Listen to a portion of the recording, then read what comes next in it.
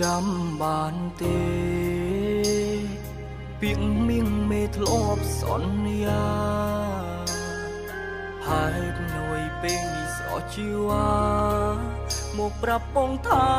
អ្វីត្រូវចប់ធ្លាប់តែស្រឡាញ់គ្នាអូនពោលពាក្យលាឲ្យបងឈឺផ្សាមិននឹកស្មានថាស្រស់ជីវ៉ាមកដាច់ស្នេហាពាក់កណ្ដាលផ្លូវ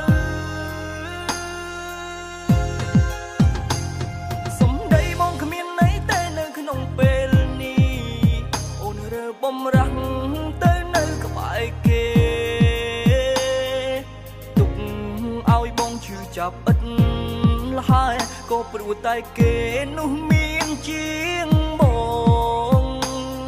ងគ្រាន់តែជាមនុស្សប្រុសអ្នកដែលសាមញ្ញមានត្រឹមចិត្តស្រឡាញ់ឲ្យអូនប៉ុណ្ណោះចុងក្រោយរូបបងគឺជាអ្នក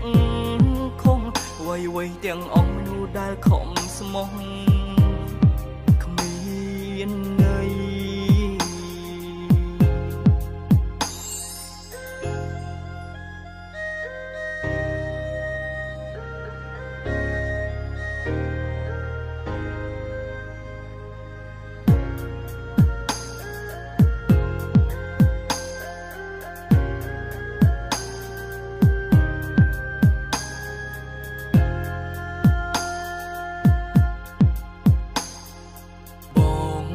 ប្រ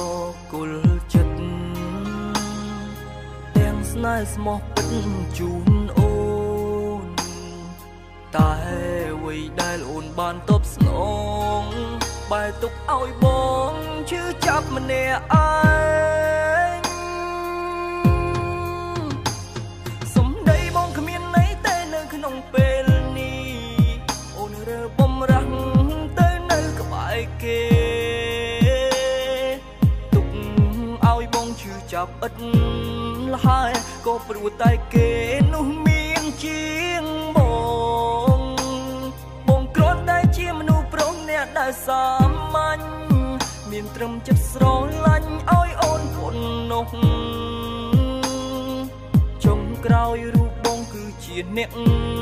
ខំវ័យទាំងអស់មនុស្សដែលខំស្មោះគ្មានន័យសំដីបងគ្មានន័យទេនៅក្នុងពេលនេះអូនរើបំរាំងទៅនៅក្បែរគេទុកឲ្យបងឈឺចាប់ឥតលហើយក៏ព្រោះតែគេនោះមានជាងបងគ្រាន់តែជាមនុស្សប្រុសអ្នកដែលសាមញ្ញ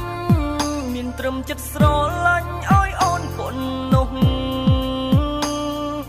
ចុងក្រោយរូបបងគឺជាអ្នកខំវ័យទាំងអស់មនុស្សដែលខំស្មោះគ្មាន